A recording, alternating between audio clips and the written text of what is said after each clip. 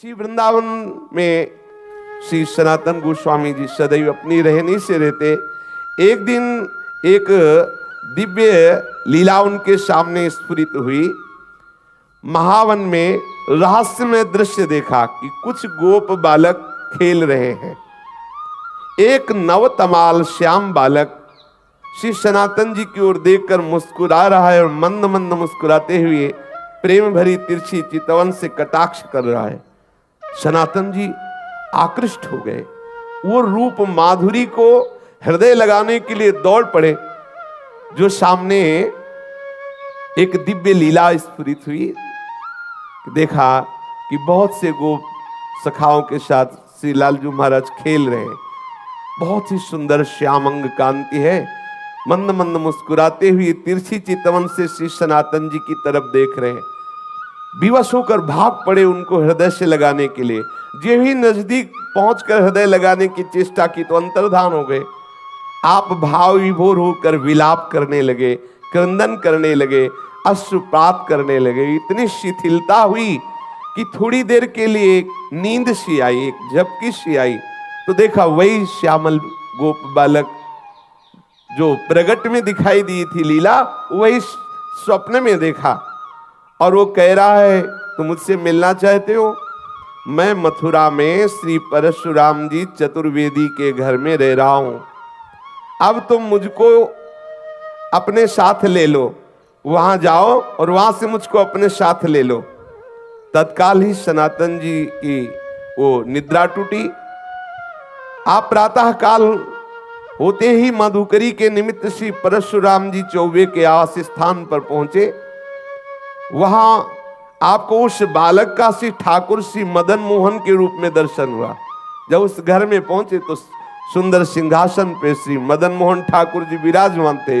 जे ही दृष्टि की तो वही बालक जो महावन में गोप सखाओं के साथ खेलते देखा, जो स्वप्न में आदेश देते देखा, वही देखा कि ठाकुर मदन मोहन जी के रूप में वो विराजमान है। ओहो, ये तो ठाकुर मदन मोहन जी हमारे साथ ऐसी लीला कर रहे थे। आप एकटक दर्शन करते हुए आसक्त चित्त हुए। आप वैसे तो एक दिन मधुकरी लाते और ठाकुर जी को अर्पित करके कई दिन तक प्रसाद रूप से उसको पाते, फिर कई दिन बाद मधुकरी को दाते। लेकिन मदन मोहन जी के दर्शन के लोभ से आप प्रतिदिन उसी घर में जाने लगे माधुकरी के लिए। और मदन मोहन जी के दर्शन करते और घंटों खड़े दर्शन करते हुए अश्रुपात करते रहते। एक दिन घर की वृद्धा माता ने देखा कि नेत्र में नेत्र मिलाए हुए ठाकुर के घंटों खड़े हैं, अश्रु प्रवाह हो रहा है। आपकी ऐसी प्रेममयी दशा देख के, बाबा इनको देख रहे हो? बाबा इनको मत देखो, ये सर्वनाश कर देते हैं। बहुत वैसे ठाकुर हैं। उस मैया ने कहा। तो श्री सनातन गोस्वामी ने उस मैया की तरफ देखा, बोले सुनो, मेरा बहुत बड़ा कुटुंब था, खूब घर भरा हुआ था संपत्ति से, जन से, परंतु ये जब से आया हमारे घर में इसने सब नाश कर दिया। मेरा परिवार मिट गया, मेरी सब संपत्ति चली गई, केवल मैं अकेली रह गई। ऐसा ही होता है, अकेला ही रखता है। इसीलिए कल की चर्चा में था, पूज्यपाद श्री रूप गोस्वामी जी कहते हैं कि अगर अपने परिवार से मोह ममता हो तो श्री राधा गोविंद देव जी से आंख मत मिलाना। यदि आंख मिला लिया तो किसी काम के नहीं रहोगे। ठीक ऐसे ही ये श्री मदन मोहन ठाकुर जी की लीला है। उस मैया ने कहा कि सब कुछ नष्ट हो गया जब से आया है, केवल मैं अकेली रह गई हूं। सनातन जी ने वही अश्रु प्रवाह, अनुराग से भीने हुए नेत्र, कहा माता जी तुम इसका परिचय मत दो, मैं जानता हूं मेरी भी यही दशा हो गई है। जब से इसने नजर की तब से सब नाश हो गया। और क्या, राजमंत्री थे, नजर हुई, कहां पहुंचा दिया। एक गुदड़ी करवा और भाव में मगल। ये विनोद है महापुरुषों का। समस्त मलिनता माया की जो हमें घेरे हुए है, जब ठाकुर का कृपा कटाक्ष होता है तो उससे बिलक करके अपनी लीला में प्रवेश दे देते हैं, जो चिदानंदमयी है, जो एक रस लीला है। ये परिवर्तनशील जगत की मोह ममता का नाश एकमात्र इनकी कृपा की ओर से होता है। जब से इनसे प्रीति की तब से मेरा सर्वनाश हो गया, श्री सनातन जी ने कहा। इसलिए नाश का अब तो कोई भय रहा नहीं, कोई बचा ही नहीं तो क्या भय है। मेरे निकट जो भी था अब वर्तमान में कुछ नहीं रह गया है, ये इसी की नजर का चमत्कार है।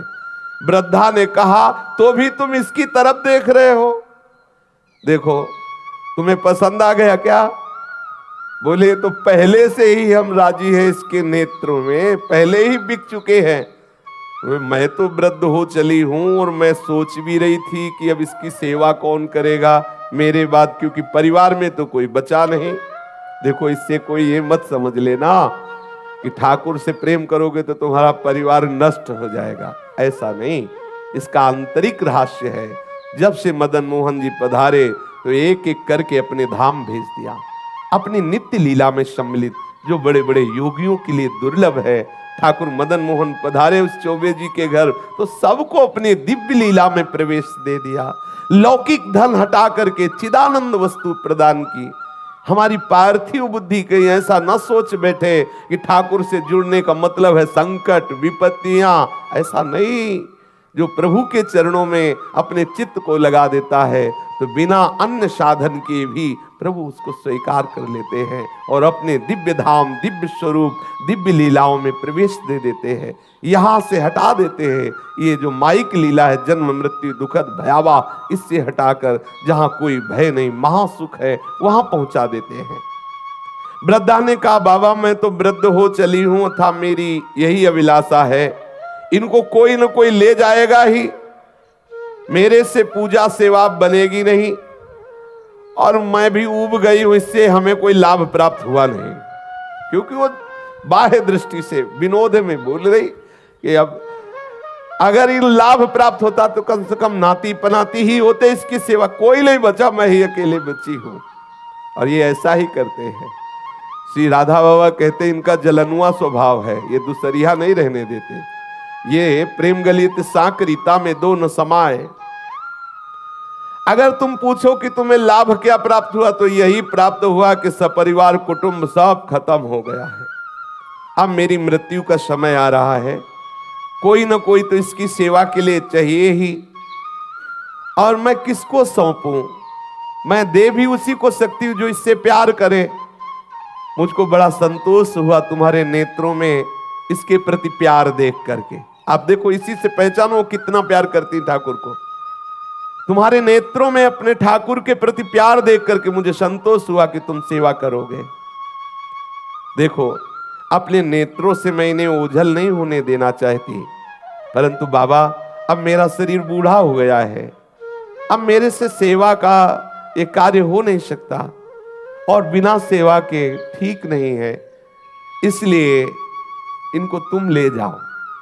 श्री सनातन गोस्वामी जी ने कहा मैया यदि ऐसी बात है तो तुम इन्हें मुझे दे दो, मैं इन्हें अपने संग ले जाऊं।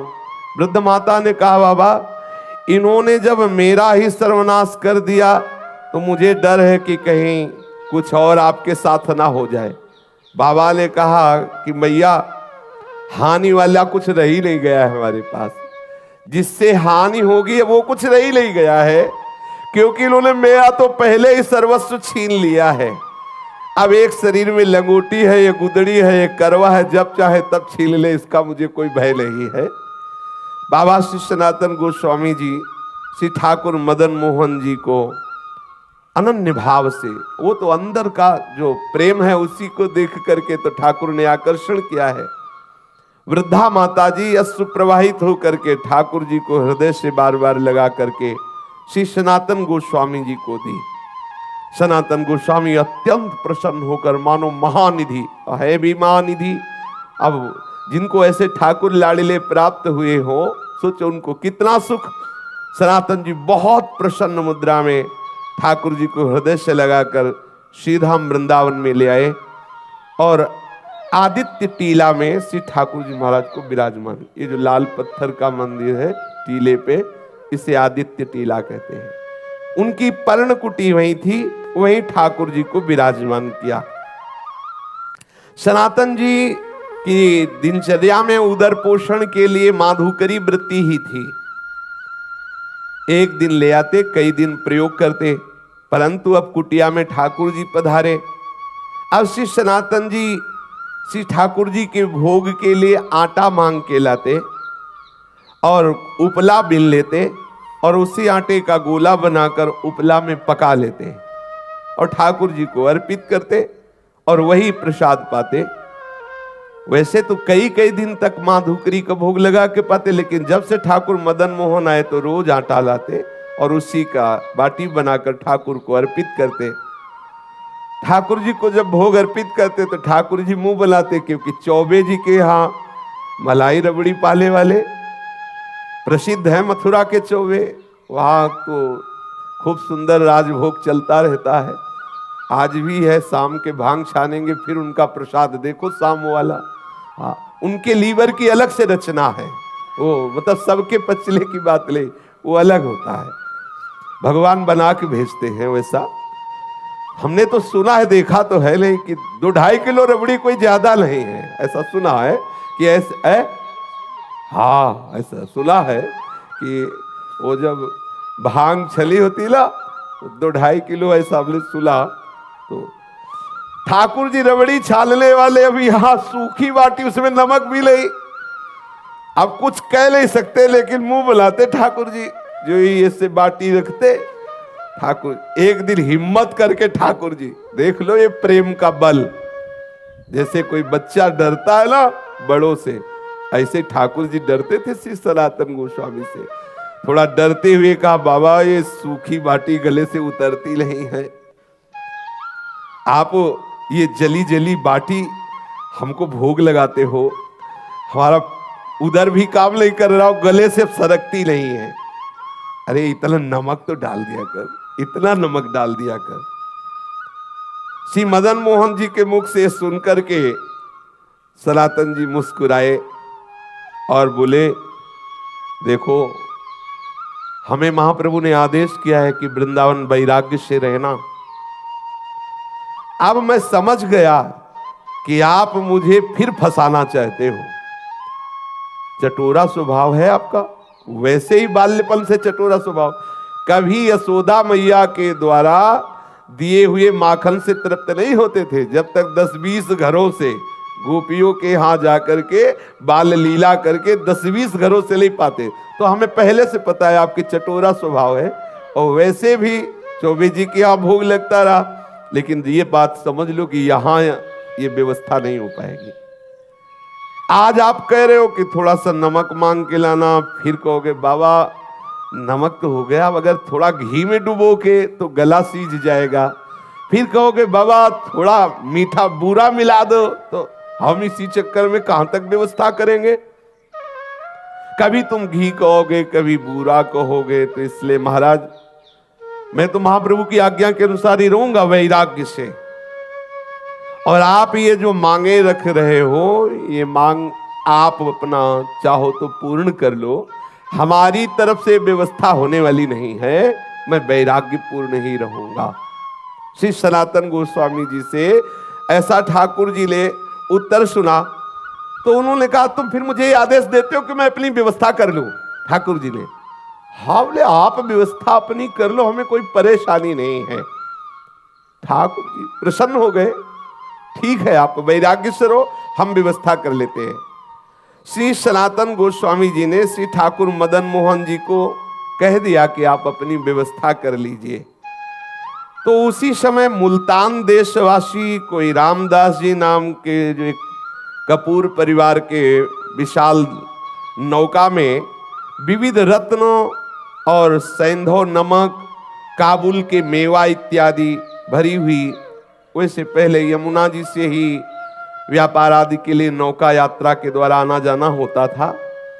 तो वो आगरा जा रहे थे, जिसमें मेवा भरी हुई थी, सेंधा नमक भी था और विविध प्रकार के रत्न भी थे। बहुत बड़ी नौका थी, जिसे नरवाहन जी के चरित्र में आता कि 600 सैनिक तो उस जैनी की नौका की व्यवस्था में थे और बहुत सा वो व्यापार की सामग्री लिए। तो मतलब कोई ऐसी नौका नहीं कि 10-5 लोग बैठे हों, ऐसी नहीं, विशाल नौकाएं और उसमें संपत्ति।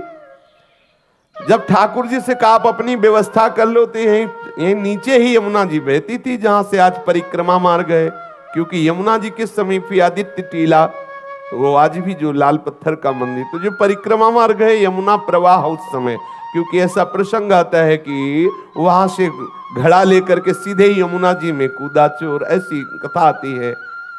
तो मतलब समीप ही यमुना जी थी, वहां ही आके नौका रुक गई। अब वो बहुत प्रयास किया, नौका वहां से चली ही नहीं। अब अनेक प्रयास करने पर जब हार गया, चलने की बात क्या, नौका हिली डुली भी नहीं, क्योंकि ठाकुर जी जजमान पटाना चाहते हैं। अब श्री रामदास जी कपूर परेशान हो गए, तो ठाकुर जी ही एक गोप वेश बालक का धारण करके गए और कहा, रे सुन, ये नौका ऐसे नहीं निकलेगी, अगर तुझे नौका निकालना है तो देखो वो संत भगवान बैठे उस वृक्ष के नीचे, सनातन गोस्वामी जी के लिए कहा, वहां जा दंडवत कर, कुछ मनौती मान तो नौका निकल जाएगी, हम तुमको पक्की सलाह देते हैं। अब वो श्री सना, और ये कौन बालक, वही है ठाकुर जी पटार है, नाव रोका और भेज रहे हैं, पर बिना सनातन जी के। ये देखो इनका दुलार देखो, ठाकुर कितना अपने जनों को प्यार करते हैं। वैसे ये सबके साहब हैं, लेकिन जो इनकी दास्ता स्वीकार कर लेता वो ठाकुर अपना साहब उसे बना लेता है। कैसा करुणामय है। नरसिंह मेहता जी के लिए देखो, अपने को सेवक कहा, जब कभी आदेश हो स्वामी निसंकोच होकर आदेश करना, ये सेवक सदैव आपकी सेवा में तत्पर है। श्री द्वारिकाधीश जी ने ऐसा नरसिंह जी के लिए कहा। सबका साहब अपने सेवकों का सेवक बन जाता है, अपने सेवकों को साहब बना लेता है। जाकर के सनातन जी की शरण में उनसे अनुनय विनय करो, तुम्हारी नाव निकल जाएगी। रामदास कपूर तत्काल जिधर उस गोप बालक ने संकेत किया था वहां गए। श्री सनातन गोस्वामी जी बैठे हुए श्री प्रिया प्रीतम के चिंतन में डूबे हुए थे। उसने आकर साष्टांग प्रणाम किया, वस्त्रपात करते हुए कहने लगा, मेरी रक्षा करो, मैं एक व्यापारी हूं, मेरी नाव फंस गई, मैंने हर उपाय करके देखा, ब्रजवासियों को बुलाकर निकालने की चेष्टा की, नहीं निकली, आप कृपा कर दो, मैं आपके पास आया हूं किसी ब्रजवासी के कहने पर। ध्यान किया सनातन गोस्वामी जी ने कि कौन ब्रजवासी ने भेजा, पता चला ठाकुर मदन मोहन ने। बोले समझ गए, अच्छा जजमान पटा लिया है। श्री रामदास जी ने जब सनातन जी से ऐसा कहा तो सनातन गोस्वामी जी ने कहा कि भैया वो बैठे पर्णकुटी में, वो जो बैठे ना, आप जाओ उनके सामने कुछ मनौती मानो, जाके उनके सामने मनौती मानोगे तो नाव निकल जाएगी, क्योंकि जान गए कि ठाकुर जी ने ऐसी लीला की। सनातन गोस्वामी ने कहा नाव तभी निकल सकती है जो पर्णकुटी में विराजमान ठाकुर जी है उनके सामने कुछ निवेदन करो जाके।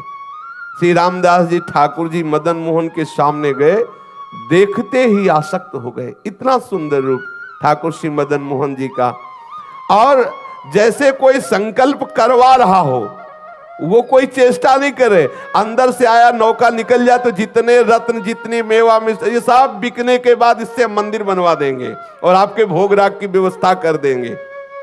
बस आए, सहज में नाव निकल गई, कोई धक्का भी ज्यादा नहीं लगाना पड़ा, क्योंकि रोका जिसलिए था इसीलिए रोका था। अब श्री रामदास कपूर जी सब सामान की बिक्री करके रत्न आदि को लेकर के आए और मदन मोहन जी का लाल पत्थर का जो मंदिर है उन्होंने निर्माण कराया और समुचित श्री मदन मोहन जी के राग भोग की व्यवस्था की। स्वयं ठाकुर जी ने अपने मंदिर को बनवा लिया और अपनी भोग व्यवस्था कर ली। सनातन जी सदैव अपने स्वरूप चिंतन में मगन रहते हैं, निरंतर श्री प्रिया प्रीतम के चिंतन में मगन रहते। एक श्री कृष्णदास जी ब्रह्मचारी नाम के इनके शरणागत हुए, जिनको उन्होंने मदन मोहन जी की सेवा पूजा कार्य में रखा, और आप तो सदैव लीला चिंतन में डूबे रहते। आज श्री मदन मोहन ठाकुर जी करौली राजस्थान में विराजमान है। श्री सनातन गोस्वामी जी का नित्य प्रति का नियम था, वृंदावन से पैदल जाना, श्री गोवर्धन जी की परिक्रमा करके पैदल आना, कितना कठिन। अपने गिरिराज जी की परिक्रमा होने के बाद तो 10 कदम भी पैदल चलने की सामर्थ्य नहीं रह जाती। देखो कैसे महापुरुष यहां से पैदल जाते, गिरिराज जी की परिक्रमा दे करके पैदल आते। श्री ठाकुर जी ने जब देखा कि इनका शरीर बहुत वृद्ध हो गया है, फिर भी इनका नियम दृढ़ है, तो कहा कि अब आप मत आया करो, आपका शरीर वृद्ध हो गया है। तो उनका रहा नहीं जाता, ये प्रीति है, रहा नहीं जाता बिना परिक्रमा के, बिना आपके दर्शन के। तो श्री ठाकुर जी महाराज स्वयं प्रकट हो करके एक शिला प्रदान की, जिस शिला पर श्री ठाकुर जी का चरण चिन्ह अंकित है, और कहा बाबा तुम इस शिला की परिक्रमा कर लिया करो, इसकी परिक्रमा से तुम्हें संपूर्ण गिरिराज गोवर्धन की परिक्रमा का नियम पूर्ण हो जाएगा, वैसे ही आपको आनंद प्राप्त होगा। वो पावन शिला वर्तमान में श्री वृंदावन में श्री राधा दामोदर जी के मंदिर में विद्यमान है। सब लोग प्राय दर्शन करते हैं। प्रतिदिन आदित्य टीला से श्री सनातन गोस्वामी श्री गोपेश्वर महादेव जी के भी दर्शन करने जाते थे। तो महादेव जी ने देखा कि जब बहुत एकदम वृद्ध हो गए हैं, तब उनसे कहा कि तुम यहाँ रोज गोपेश्वर मत आया करो।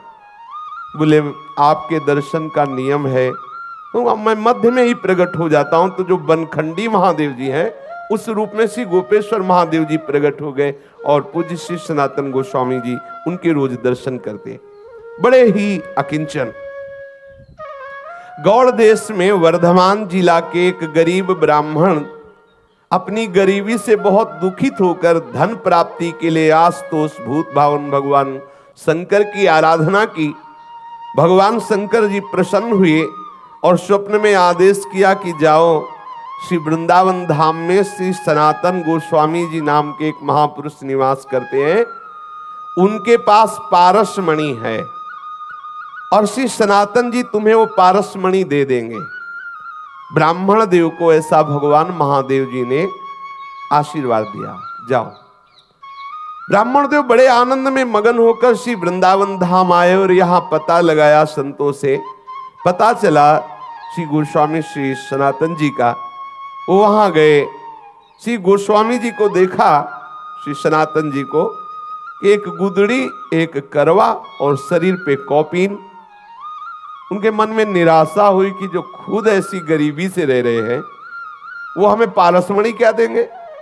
भगवान शंकर के वचन तो झूठे नहीं हो सकते, और उन्होंने इन्हीं के लिए कहा है कि इनके पास जाओ तो तुम्हें धन बनाने वाली पारसमणि मिल जाएगी।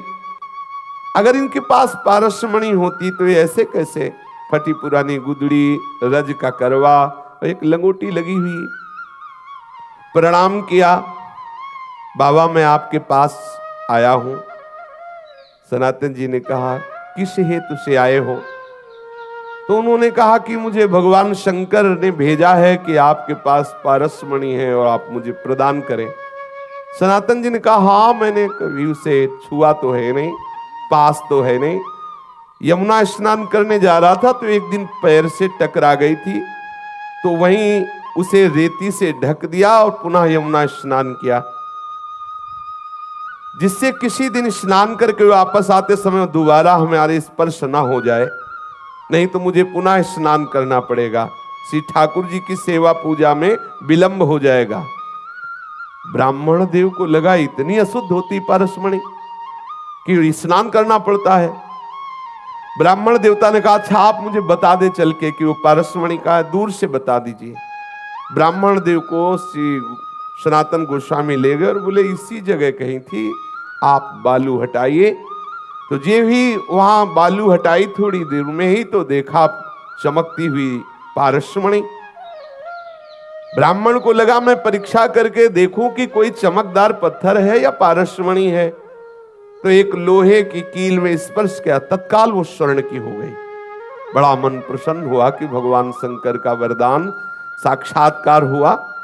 परंतु द्वितीय उसके विचार तत्काल आया, एक मन में तो प्रसन्नता हुई, तत्काल द्वितीय विचार आया कि ये कैसे संत हैं, इतनी कीमती वस्तु को इतनी दूर किए हुए जिसके लिए मैं आनंदित हुआ, उसके लिए इनके हृदय में ऐसी उपेक्षा। सनातन जी इस अमूल्य पारसमणि का त्याग क्यों किए हुए थे? और इतना त्याग कि शरीर से स्पर्श हो जाए तो यमुना स्नान करना पड़ेगा। मुझे लगता है कि इनको पता नहीं कि ये पारसमणि क्या होती है।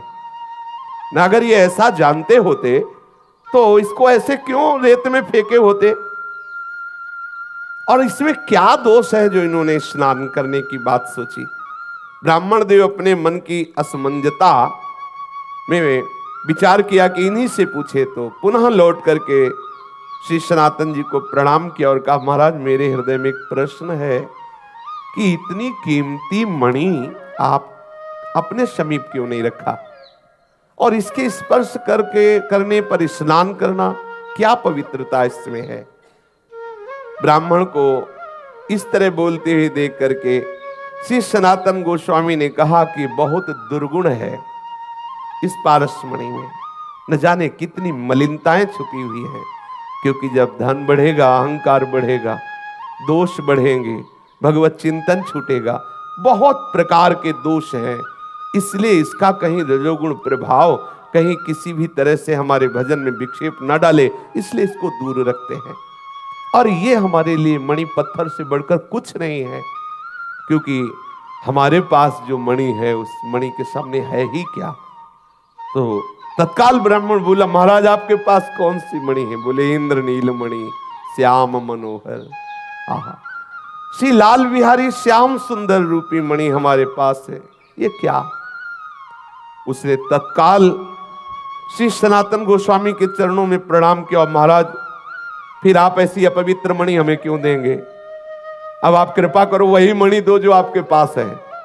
तब उन्होंने कहा कि इसे फेंको यमुना जी में और यमुना स्नान करके आओ। तुम अधिकारी हो, क्योंकि भगवान आशुतोष शिव की कृपा तुम्हारे ऊपर हुई। तुम्हें पारसमणि लेने के लिए नहीं भेजा, वो हमारे पास भेजा इसी इंद्रनील मणि श्याम मनोहर के लिए ही है। पर तुम्हें विश्वास हो जाए और तुम्हारी समझ में आ जाए कि पारसमणि को भी त्यागने की सामर्थ्य श्री श्याम सुंदर के चरण अनुरागियों में होती, इसलिए लीला कराई। जाओ स्नान करके आओ, इसे यमुना में फेंक दो। पारसमणि को फेंक दिया, स्नान करके आए। श्री पूज्य सनातन गोस्वामी जी ने उन्हें दीक्षा दी, उन्हें भगवत संबंध से युक्त किया और निरंतर वो वृंदावन धाम वास करके भगवत चिंतन करते हुए वो भगवत धाम को प्राप्त हुआ। विक्रम संवत 1615 सप्त गोस्वामी ग्रंथ के आधार पर विक्रम संवत 1611 आषाढ़ पूर्णिमा के दिन प्रातः काल श्री सनातन गोस्वामी पाद जी ने नित्य निकुंज लीला में प्रवेश किया।